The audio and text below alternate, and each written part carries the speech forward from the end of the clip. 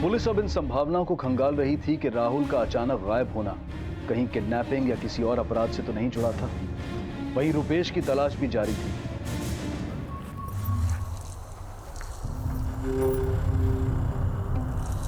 दिमाग का खिसका हुआ है वो, पर अपने काम का है। हाँ ठीक है, मैं उसे लेकर आती हूँ। अच्छा सुन हीरो, अरे अरे कहाँ गया तू? कहाँ गया?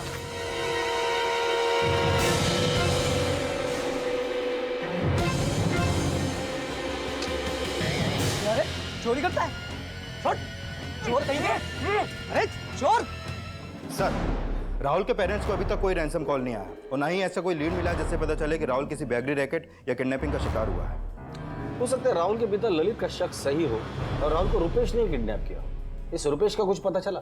नहीं सर, अभी तो कोई इन्फॉर्मेशन नहीं है।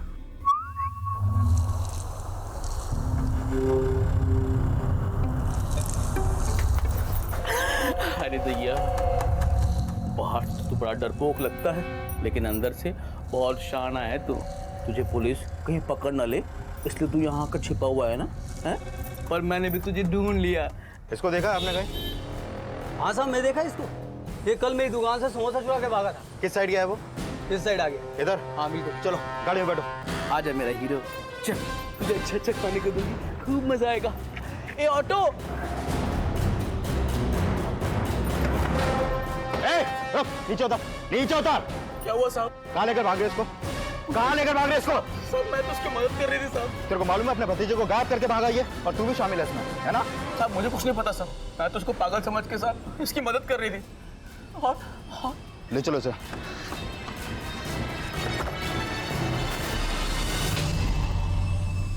वो किन्नर रुपेश को अपने साथ किस मंशा से ले जा रहा था ये साफ नहीं था। और जब पुलिस ने तहकीकात की तो पाया कि उस किन्नर और रुपेश की जिस जगह पर मुलाकात हुई थी, वहां वो किन्नर अक्सर बख्शीश मांगते हुए देखा जाता था। रुपेश उस किन्नर को पहले से जानता था ये भी साफ नहीं था। लेकिन फिलहाल पुलिस रुपेश से ये जानने की कोशिश कर रही थी कि राहुल के गायब होने में क्या उसका कोई हाथ था। मुझे लगता है रुपेश के मन में जो चल रहा है वो जानने के लिए हमें किसी काउंसलर की मदद लेनी चाहिए। हो सकता है कि राहुल के साथ हुए अपराध का कोई क्लू हमें मिल जाए।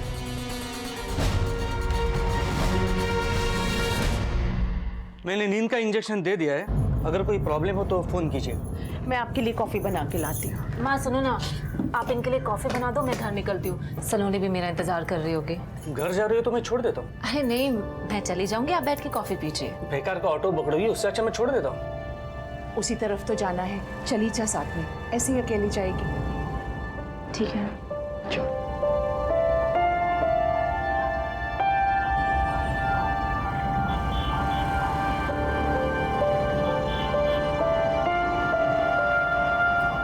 लो, आ गई तुम्हारी मंजिल। पर लगता है मेरा सफर कभी खत्म नहीं होगा।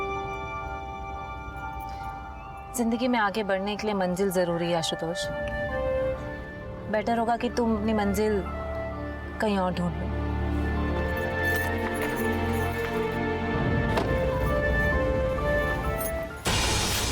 मिल गया तुम्हारा पागल भाई? लेकिन कल फिर कोई प्रॉब्लम हो जाएगी और तुम वहां चली जाओगी। ये रोज यहाँ से वहां चले आना, क्या क्या क्या बात है यार ये? सतीश, हम अंदर चल के बात करें। दिन भर अपने एक्स बॉयफ्रेंड के साथ घूम सकती हो, लेकिन इस घर के बाहर पति के साथ बात करने में शर्म आ रही है तुम्हें? हा? अंदर चल कर बात करते रहे, क्यों तमाशा बना रहे हो आप? कभी पागल भाई, कभी पुराना यार, मुझे समझ कर रखा है तुमने। छोड़ो।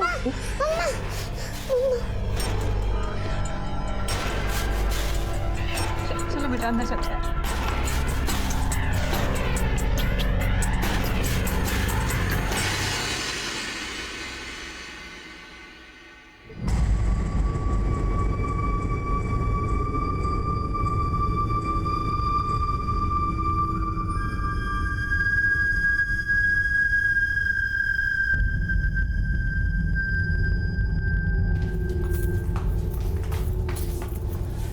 भाई तो ठीक है ना?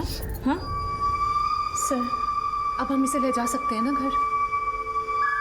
जी चल बेटा। सर, रुपेश से बात करके एक बात तो बिल्कुल साफ हो गई है।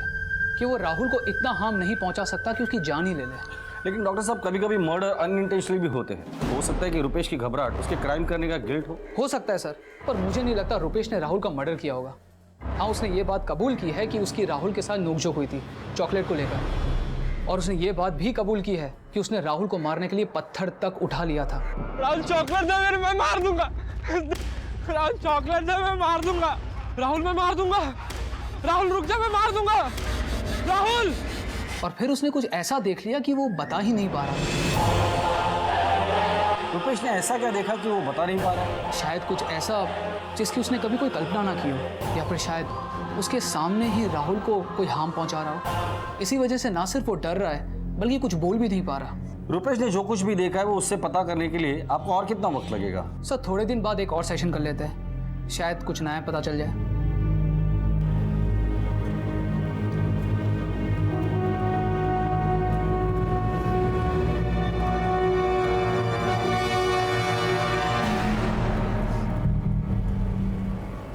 रोको, रोको, रोको ना, रोको ना, रोको ना, रोको, रोको।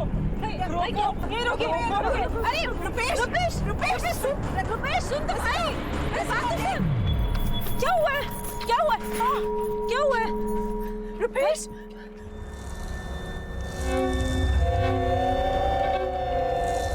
और मैं तुझे अच्छा अच्छा खाने को दूंगी।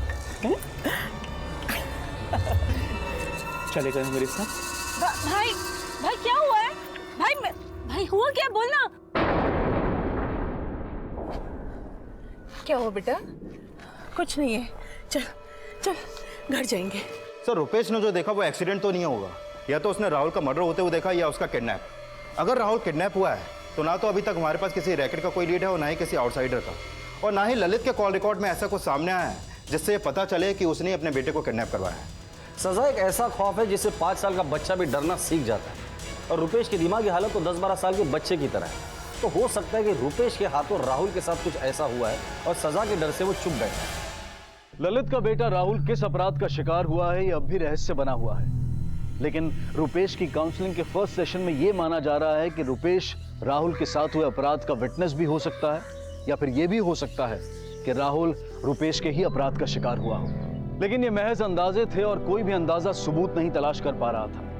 राहुल के साथ हुआ अपराध पूरी तरह से रुपेश के बयान पर निर्भर करता था, लेकिन रुपेश की काउंसलिंग के सेकंड सेशन से सिर्फ एक दिन पहले रुपेश के अचानक गायब हो जाने की सूचना पुलिस को मिली।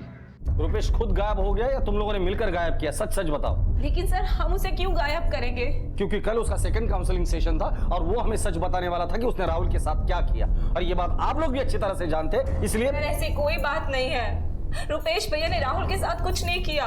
ललित भैया को ऐसा लगता है, और अपना बदला लेने के लिए ना जरूर ललित भैया ने रुपेश के साथ कुछ किया है। हमें गुमराह करने के लिए आप लोग ललित पे शक जताओगे? शक नहीं, यकीन है हमें। कल रात आया था मेरे घर पे मेरे बच्चे को मारने के लिए। खोल! अबे खोल! दरवाजा खोल! इधर आओ, इधर हट! ललित भैया क्या? भाभी! फोन वाले देखो, तेरी वजह से 5 दिन हो गए मैं अपने बेटे से मिल नहीं पाया। साले जान लो मेरा बेटा, छोड़ मेरे को।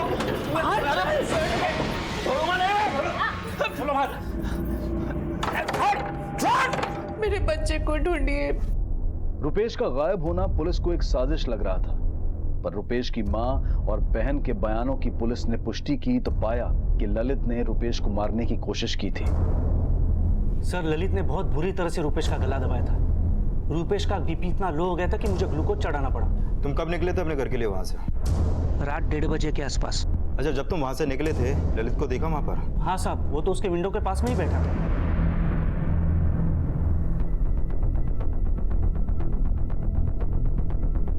सर मैं मानता हूं मैं अपने बेटे की याद में अपना आपा खो चुका था, और इसी गलती का फायदा उठा के वो लोग मुझे फंसा रहे हैं। तू जितना दिखता है ना उतना सीधा है नहीं। सर मेरा यकीन कीजिए सर, रुपेश पे गुस्सा उतारने के बाद मैं घर पे आके सो गया, और जब सुबह उठा तो मुझे पता चला कि रुपेश गायब हो चुका है। सर आप ही बताइए, रुपेश के घर में घुस के उसकी माँ और बहन के रहते हुए मैं उसको कैसे गायब कर सकता हूँ? और डॉक्टर भी था ना घर पर, तो डॉक्टर का नाम क्यों नहीं लिया? सर मैंने डॉक्टर को रात में जाते हुए देखा था, तब मैं जाग रहा था सर। लेकिन उसके थोड़ी देर बाद मैं सो गया सर। आई शपथ बोल रहा हूँ सर, मेरा यकीन कीजिए सर, इन लोगों ने रुपेश को छुपा दिया होगा क्योंकि ये जानते हैं मेरे बेटे राहुल को रुपेश ने गायब किया। ललित के बेटे राहुल के गायब होने के बाद एक बार फिर से रुपेश का गायब होना कई सवाल खड़े कर रहा था, लेकिन रुपेश को किसी ने गायब किया था या रुपेश खुद गायब हुआ था, इसका कोई ठोस प्रमाण नहीं था। और इसी दौरान राहुल के साथ हुए अपराध का एक खुलासा हुआ। सर, बॉडी तो काफी बुरी हालत में है, पहचानना भी मुश्किल है।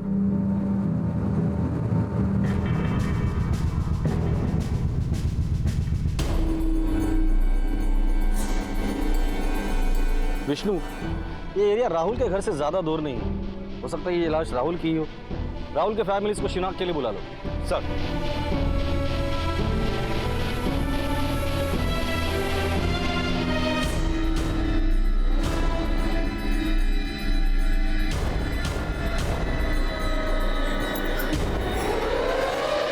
ये चेन हमें बच्चे के गले में मिली, क्या ये राहुल की चेन है?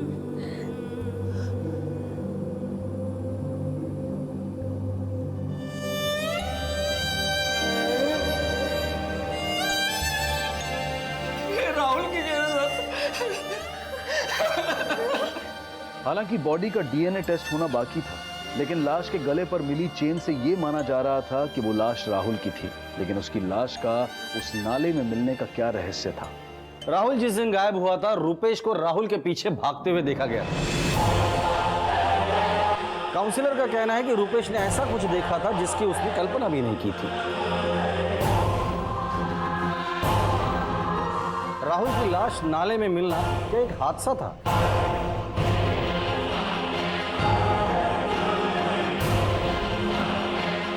अगर वो हादसा था तो रुपेश को इस बात का गिल्ट था कि राहुल की मौत का वही जिम्मेदार है, या कहानी कुछ और है? और ये रुपेश के गायब होने का क्या चक्कर है? रुपेश विक्टिम था या सस्पेक्ट, ये साफ नहीं था, और ना ही ये साफ था कि रुपेश इस वक्त कहां है। डीएनए रिपोर्ट से ये साफ हो चुका था कि नाले में मिली लाश राहुल की है, लेकिन राहुल की पोस्टमार्टम रिपोर्ट ने क्राइम का एक दूसरा ही एंगल खड़ा कर दिया था। सर, राहुल की पोस्टमार्टम रिपोर्ट के मुताबिक उसकी मौत उसी दिन हुई जिस दिन वो गायब हुआ, और नाले में गिरने की वजह से उसकी मौत हुई। लेकिन सर, एक चौंकाने वाली बात सामने आई है। क्या? उसके गले में हाफ मेल्टेड चॉकलेट मिली जिसमें काफी मात्रा में जहर मिलाया हुआ था। पर राहुल के दोस्त अक्षत ने हमें बताया कि चॉकलेट तो रुपेश के हाथ में थी जो राहुल लेकर भागा था।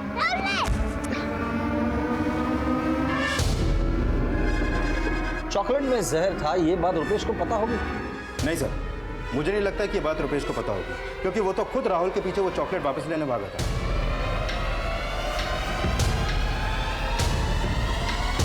सर, मुझे लगता है कि वो चॉकलेट खाकर राहुल को चक्कर आने लगे और बेहोश होकर वो नाले में गिर गए।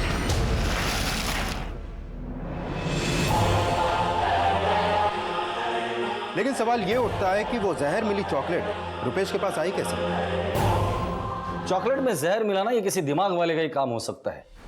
किसी ने तो रुपेश के दिमागी हालत का फायदा उठाकर उसे जहर भरी चॉकलेट दी, जिसका मकसद था रुपेश को मारना, लेकिन मौत हो गई राहुल की। इस राहुल के दोस्त अक्षत से दोबारा मिलते हैं। सर,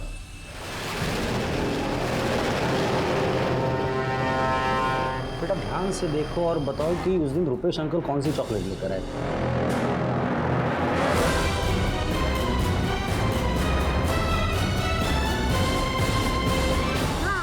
यही थी। क्या रुपेश अंकल हमेशा यही चॉकलेट खाते थे? उनका तो पता नहीं, पर राहुल तो यही चॉकलेट खाता था। लगता है रुपेश अंकल ने राहुल की चॉकलेट चुराई होगी, इसलिए राहुल चॉकलेट उठा के भागा। अरे, ये तो मेरी चॉकलेट है। जरूर ये चॉकलेट राहुल के बाप ललित ने रुपेश को दी होगी। लेकिन सर, जिस वक्त ये हादसा हुआ उस समय ललित अपने ऑफिस में था। उन्होंने मुझे रुपेश को कोई चॉकलेट देने को नहीं कहा था। अगर ललित ने नहीं बोला था तो क्या तुमने खुद वो चॉकलेट रुपेश को दी थी? नहीं सर, मैंने रुपेश को कोई चॉकलेट नहीं दी है। तेरी बीवी ने हमें बताया कि जहरीला चॉकलेट तूने दिया था। क्या? नहीं सर, वो ऐसा कैसे बोल सकती है? देख, उसने अपना स्टेटमेंट दे दिया, तू भी सच बोल। इससे पहले भी तुमने रुपेश को मारने की कोशिश की थी और इस बार भी रुपेश को तुमने ही गायब किया है। नहीं सर, मैंने कुछ नहीं किया सर। अगर तूने कुछ नहीं किया तो तेरी बीवी ऐसा क्यों बोल रही है कि तूने उसके हाथ में चॉकलेट दिया था रुपेश को देने के लिए? ये झूठ है सर, मैंने मीनल को कोई चॉकलेट नहीं दी।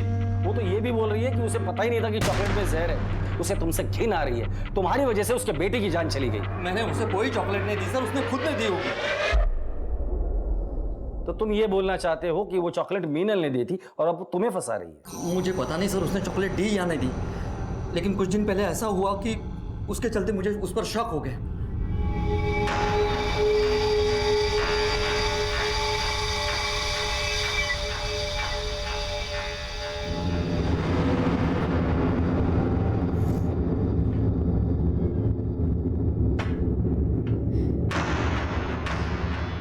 ललित मुझे माफ कर दो। वो राहुल। राहुल?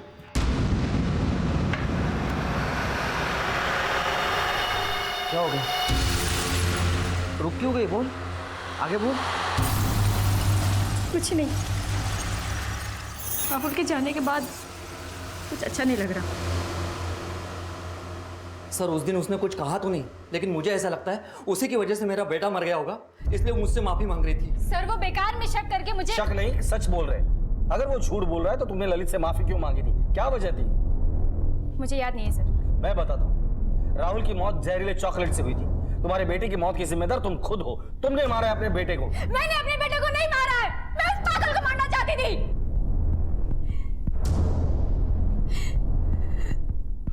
मैं भी खेलूंगा। मुझे भी खिलाओ। चॉकलेट खाएगा? अरे अभी मत खोल, आराम से खाना। और सुन, किसी से मत कहना कि भाभी ने दिया है, ठीक? जा। उस रुपेश की वजह से मेरे बच्चे की जान खतरे में थी।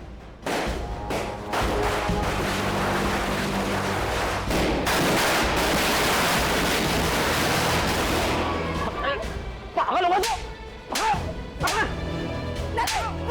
मत मार, मैं समझाऊंगी। जानबूझ के इसने ये किया है ताकि मेरे बच्चे मर जाए। कितनी बार आपको कहा है इसको पागल खाने भेजो, समझ नहीं आया आपको बात करना? रुपेश कुछ ना कुछ रोज ऐसा करता था जिससे मैं डरने लगी थी। पता नहीं कब मेरे बच्चे को क्या हो जाए। और काकी भी उसे मेंटल असाइलम भेजने को तैयार नहीं थी। इसकी वजह से हम लोग का जीना मुश्किल हो गया था सर, इसलिए मैं उसे। लेकिन मुझे क्या पता था सर कि मैं अपने ही बेटे को खो दूंगी। बेटे को खोने के बाद भी अक्ल नहीं आई जो रुपेश को मार के ही दम लिया? नहीं सर, मैं भले ही रुपेश को पहले मारना चाहती थी, लेकिन इस बार मैंने कुछ नहीं किया। झूठ मत बोलो, तुमने ही मारा है उसे। सर मैं झूठ नहीं बोल रही हूँ। तो किसने मारा? ललित ने? मुझे नहीं पता सर किसने मारा है, लेकिन मैंने नहीं मारा है। सर मैंने कुछ नहीं किया सर, मुझे नहीं पता रुपेश कहाँ है। मैंने कुछ नहीं किया सर, यकीन कीजिए। रुपेश को ललित ने गायब नहीं किया तो हो सकता है कि ललित के डर से रुपेश कहीं भाग गया हो। सर अगर रुपेश कहीं भागा होता तो अब तक तो उसे मिल जाना चाहिए था, लेकिन अभी तक उसका कोई लीड नहीं मिला है। ललित और मीनल के अलावा रुपेश की जिंदगी में और कौन था जिसका मोटिव रुपेश को भगाना था? सर मोटिव का तो अंदाजा नहीं, लेकिन एक बात है जो मुझे खटक रही है। इतना सब कुछ हो गया, लेकिन रुपेश की दूसरी बहन रूपा और उसका पति अभी तक रुपेश की मां से मिलने नहीं आया, जबकि वो उसके घर के पास ही रहती है। रसिका का पति सतीश, वो भी मिलने नहीं आया। कहीं रुपेश के गायब होने के पीछे कोई फैमिली एंगल तो नहीं, या कोई अपनी पर्सनल दुश्मनी उससे निकाल रहा है?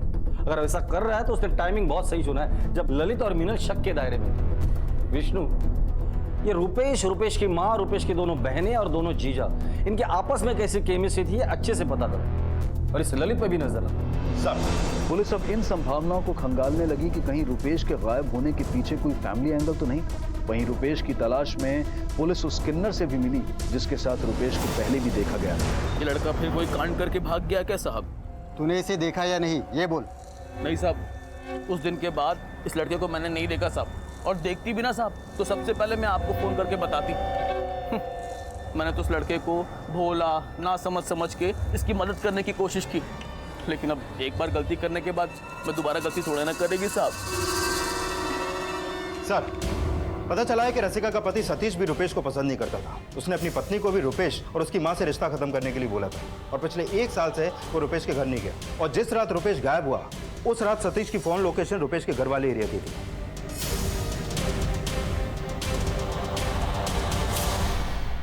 अरे वाह, गुड गर्ल। ब्रेकफास्ट की तरह टिफिन भी फिनिश करना, ठीक है? ओके मम्मा। सुनो ना सतीश, ऑफिस जाते वक्त सलोनी को स्कूल छोड़ दो प्लीज। अच्छा तो तुम आज फिर अपने मायके जा रही हो? अरे जिसकी वजह से हमारी मैरिड लाइफ डिस्टर्ब हो गई है, अब वो तो गायब हो गया। अब तो अपनी फैमिली पे कंसंट्रेट करो तुम। सतीश, मेरा भाई गायब है और तुम्हें जरा भी अफसोस नहीं है? देखो मुझे बिल्कुल अफसोस नहीं है उसके बारे में, और अगर तुम्हें अफसोस हो ना तो घर में बैठ के अफसोस करो, बार बार मायके जाने की जरूरत नहीं है उसके लिए। देखो सतीश, मेरा जाना बहुत जरूरी है, माँ को मेरी जरूरत है, प्लीज समझो। तुम अब भी नहीं सुधरोगे रसिका।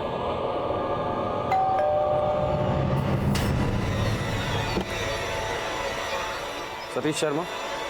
हाँ मैं तुमसे कुछ बात करनी थी, अकेले। प्लीज कब? तुम्हारा साला रुपेश गायब है, पता तो होगा ही तुम्हें। तो इसके लिए आप मुझे क्यों मिलना चाहते हैं?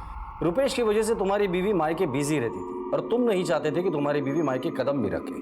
तो आप कहना क्या चाहते हैं कि मैंने रुपेश को गायब किया? मैंने कब ऐसा कहा? वैसे तुम अपने ससुराल कम जाते हो, पर जिस रात रुपेश गायब हुआ था उसी रात तुम्हें ससुराल के आसपास देखा गया था। ठीक उसी रात अपने ससुराल जाने की कोई खास वजह? देखिए तब रसिका अपने मायके में थी और मेरी बेटी उससे मिलने की जिद कर रही थी, तो मैं उसे अपने ससुराल लेके गया। बच्चा उतरना, तुम यहीं रुको, मैं अभी आता हूं।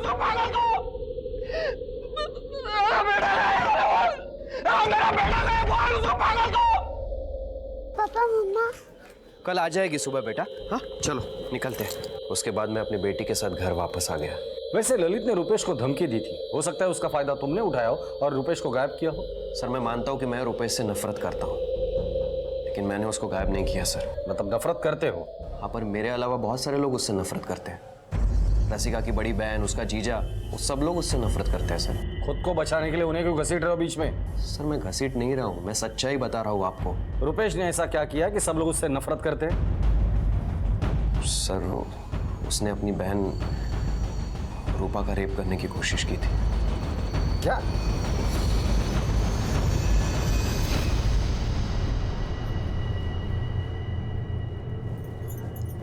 तुम कब आए? बैठो, कुछ खाओगे?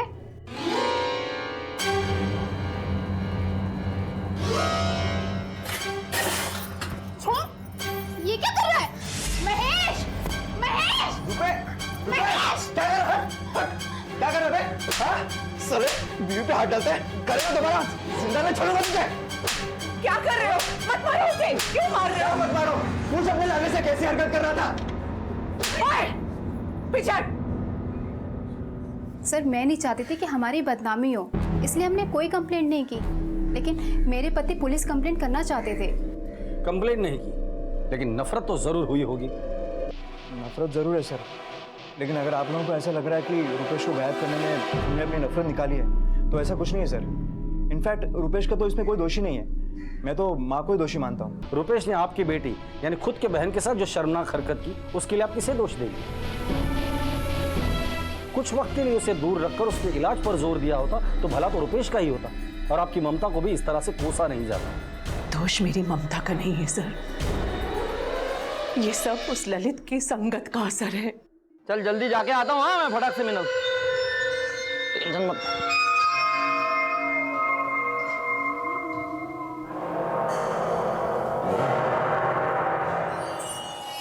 क्या देख रहा है? हाँ? औरतों को देख रहा है? हाँ? सही बात। ये रुक, औरतों को देख रहा है? मुझे पता है। रुक रुक, तेरे को एक बढ़िया चीज बताता हूँ। ये देख, मजा आ रहा है ना? हाँ? मजा आ रहा है ना? अब ये रोज रात में डांस करने की वजह ना, ये देखा कर, और तेरी शांति से नींद आएगी तुझे रोज रात में। क्या दिखा रहा है तू इसे? अब कुछ नहीं, वो जंगल का वीडियो था, आता हूँ मैं जरा फटाक से।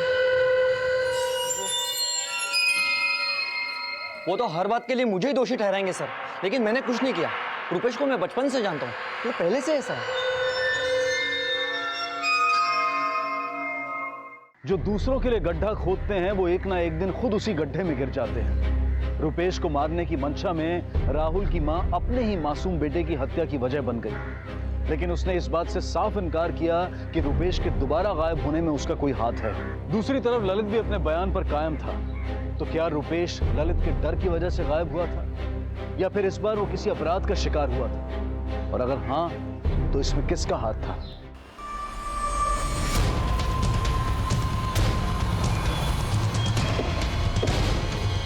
हटो सामने से।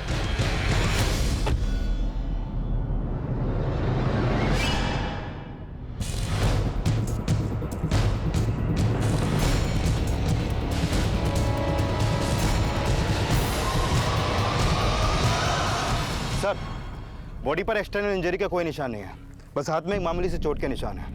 आसपास के एरिया में पूछताछ करो, शायद किसी ने कुछ देखा हो, और बॉडी को पोस्टमार्टम के लिए भेज दो। सर।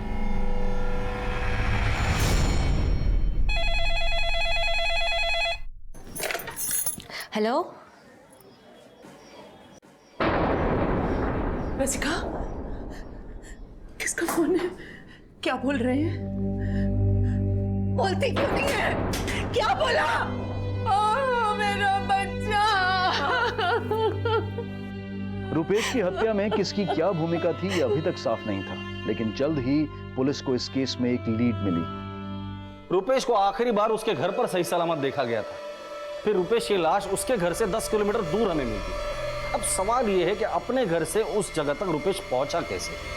जिस रात रुपेश गायब हुआ घर में 3 लोग थे, रुपेश की मां, रुपेश की बहन और डॉक्टर आशुतोष, 2 उसके सगे, एक फैमिली डॉक्टर, जिसमें से डॉक्टर आशुतोष रात को निकल गया था। लेकिन सर, एक एंगल और है रसिका और डॉक्टर आशुतोष का। मैंने रसिका के कॉल रिकॉर्ड चेक किए, डॉक्टर आशुतोष और रसिका के बीच में काफी बातें होती। अगर इन दोनों के बीच अफेयर है तो हमें यह समझना होगा कि रुपेश को मारने के पीछे इन दोनों का मोटिव क्या है। नहीं सर, मैंने कुछ नहीं किया। वो क्या है ना, रसिका और मैं कॉलेज से ही एक दूसरे को जानते, पर हमारा कोई अफेयर नहीं है, वो सिर्फ मेरी अच्छी दोस्त है बस। लेकिन डॉक्टर साहब, वो शादीशुदा भी है। जानता हूँ सर, वो शादीशुदा है और उसका पति के साथ रिश्ता कुछ अच्छा नहीं चल रहा, और एज अ गुड फ्रेंड वो मुझसे अपनी प्रॉब्लम शेयर करती है, बस दैट्स ऑल। सर मैं मानती हूँ कि मेरे और सतीश के बीच में रिलेशन ठीक नहीं है, लेकिन जैसा आप बोल रहे हो ऐसा कुछ भी नहीं है। जिस रात रुपेश गायब हुआ था तुम भी घर पर ही, ऐसा तो नहीं कि रुपेश को तुमने ही गायब किया हो? नहीं सर, आशुतोष के जाने के बाद मैं वही साथ वाले कमरे में सो गई थी और माँ रात भर रुपेश के साथ ही थी। जिस रात रुपेश गायब हुआ सुबह 5 बजे तक मैं उसी के साथ थी। फिर मेरी आंख लग गई, जब उठी देखा रुपेश बेड पे नहीं था, मेन डोर खुला था। पक्का ललित ने उसे गायब करा है उस दिन, क्योंकि रात को 1 बजे तक दरवाजा ठोकता रहा था वो। मेरे बच्चे को मार डाला। रुपेश का मन एक 8-10 साल के बच्चे जितना भी परिपक्व नहीं था, लेकिन शरीर में हो रहे लगातार हार्मोनल चेंजेस उसे धीरे धीरे हिंसक बना रहे थे। लेकिन रुपेश सिर्फ अपनी अल्पबुद्धि का ही नहीं, बल्कि अपनी माँ की गैर जिम्मेदार सोच और अपने करीब कभी नहीं मिलूंगी उससे। तो फिर क्यों मिली थी? तुम्हारी तरह बनाना चाहती थी उसे? नहीं साहब, मैं उससे नहीं मिली साहब, बल्कि वो खुद आया था मेरे पास। 20, 40, 50, 90 और 230 और ये 330। आ गया हीरो, जेल से छूट गया तू जा रे बाबा, मैं तुझसे बात नहीं करती। सब रुपेश उस दिन बिल्कुल दरिंदा बन गया था साहब, उसने मेरी इज्जत ही नहीं लूटी, बल्कि मुझे उसने जान से भी मारने की कोशिश की थी साहब। मैं किसी तरह से अपनी जान बचा के भागी। मेरे वहाँ पैसे गिर गए थे, और जब मैं अपना पैसा वापस लेने आई तो मैंने देखा कि रुपेश एक कार में बैठ के कहीं चला गया था। गाड़ी का नंबर याद है तुम्हें? नहीं साहब, मैं इतनी पढ़ी लिखी नहीं हूँ साहब, पर हाँ साहब, वो एक सफेद रंग की कार थी साहब। कोई कहानी तो नहीं बना रही हो? अरे नहीं साहब, मैं झूठ नहीं बोल रही साहब, माँ कसम, जितना मुझे पता था सब बता दिया साहब। मैं जाऊँ क्या साहब? वो किन्नर अपने बयान पर टिका रहा कि रुपेश की हत्या में उसका कोई हाथ नहीं था, लेकिन पोस्टमार्टम रिपोर्ट में रुपेश की हत्या की जो वजह का खुलासा हुआ, उसने इस केस को एक नई दिशा दे दी। सर, रुपेश की पोस्टमार्टम रिपोर्ट, इस रिपोर्ट के मुताबिक उसकी मौत दवाई के ओवरडोज की वजह से हुए हार्ट अटैक से हुई है। उस किन्नर ने हमें बताया था कि रुपेश ने किसी सफेद रंग की गाड़ी में लिफ्ट ली थी। डॉक्टर आशुतोष के पास भी सफेद रंग की गाड़ी है। हाँ सर। उस एरिया में जितने भी सीसीटीवीज हैं उनके फुटेज चेक करो, किसी न किसी कैमरे में वो गाड़ी कैप्चर हुई होगी। अब इस डॉक्टर आशुतोष के साथ सबूत के साथ बात करते हैं। जब पुलिस ने क्राइम सीन के आसपास के इलाकों के सीसीटीवी फुटेज को स्कैन किया तो उस कार की पहचान हो गई जिसमें रुपेश को लिफ्ट लेते हुए देखा गया था। उस दिन ललित जब रुपेश को मारने के लिए आया था तब मैंने सोचा कि यही सही मौका है रुपेश को खत्म करने का, क्योंकि अगर मैं रुपेश को खत्म करूंगा तो सारा शक ललित पर जाएगा। और मैंने अगले दिन उसका पीछा किया और किन्नर के जाने के बाद ब्रिज के नीचे मुझे वो जब अकेला मिला। अरे रुपेश, यहाँ क्या कर रहे हो? अरे तुम्हारी आई कितना ढूंढ रही है तुमको। आओ बैठो, मैं छोड़ता हूँ। आओ। मैं उसे गाड़ी में बिठाकर दूर सुनसान जगह पर ले गया साहब, और फिर मैंने उसे कहा कि अरे रुपेश, खून बह रहा है। ये आई देखेगी ना ये सब तो बहुत डांटेगी, लेकिन डरो मत, बिल्कुल डरो मत। मैं एक काम करता हूँ, मेरे पास एक इंजेक्शन है, वो अगर तुम लोगे ना तो बिल्कुल ठीक हो जाओगे। फिर आई तुम्हें बिल्कुल नहीं डांटेगी। डरो मत, हाँ, बिल्कुल डरो मत।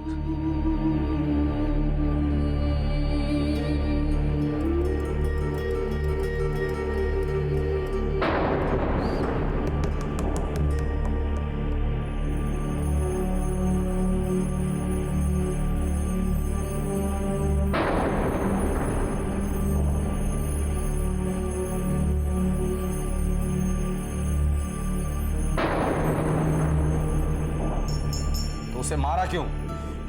क्योंकि मैं कॉलेज से ही रसिका से प्यार करता था सर, लेकिन उस रुपेश की वजह से वो हमारे रिलेशन पे कंसंट्रेट नहीं कर पा रही थी, और माँ के कहने पर उसने सतीश से शादी की। आशुतोष, मैं सतीश को डिवोर्स नहीं देना चाहती। मैं बस इतना चाहती हूँ कि वो ये समझ ले जितना मेरे लिए रुपेश और माँ इम्पोर्टेंट है, उतना ही मेरे लिए सलोनी और वो भी इम्पोर्टेंट है। देखो, मुझे ऐसा लगता है ना कि सतीश अगर तुम्हें इतना परेशान कर रहा है तो तुम्हें उससे डिवोर्स लेना चाहिए। आता राहिला प्रश्न सलोनीचा, बीइंग अ मदर उसकी कस्टडी तुम्हें ही मिलेगी।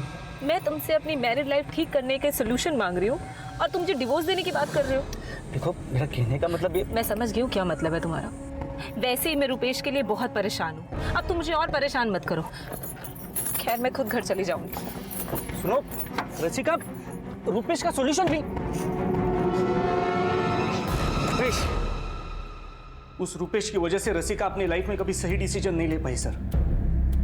उस दिन भी रुपेश का नाम लेकर मुझसे झगड़ा करके चली गई। तभी मैंने सोचा कि अगर मैंने रुपेश को मार डाला तो वो सतीश को छोड़कर मेरी लाइफ में वापस आ सकती है, इसलिए मैंने रुपेश को मार डाला सर। तू डॉक्टर है, तेरा काम लोगों की जिंदगी बचाना है, ना ही दूसरों की जिंदगी लेना। दूसरों की जिंदगी लेकर तुझे क्या लगता है कि तेरी जिंदगी बन जाएगी?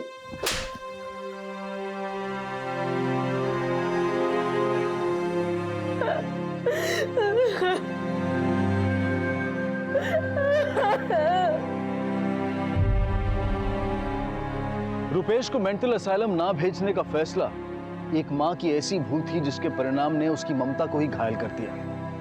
कभी कभी अपनों की खुशियों के लिए हमें अपनी भावनाओं से समझौता करना पड़ता है, लेकिन ना रसिका ये बात अपनी मां को कभी समझा पाई और ना ही रसिका का पति उसे कभी समझ पाया। लेकिन रसिका के दोस्त आशुतोष ने जो फैसला लिया उसे तो बिल्कुल भी सही नहीं ठहराया जा सकता। अब मैं अनूप सोनी आपसे विदा लेता हूं, फिर मुलाकात होगी अगले एपिसोड में एक और चौंका देने वाले केस के साथ। तब तक अपना और अपने परिवार का ख्याल रखें और देखते रहें क्राइम पेट्रोल डायल 100। सबक एक को सीख हम सबको। जय हिंद।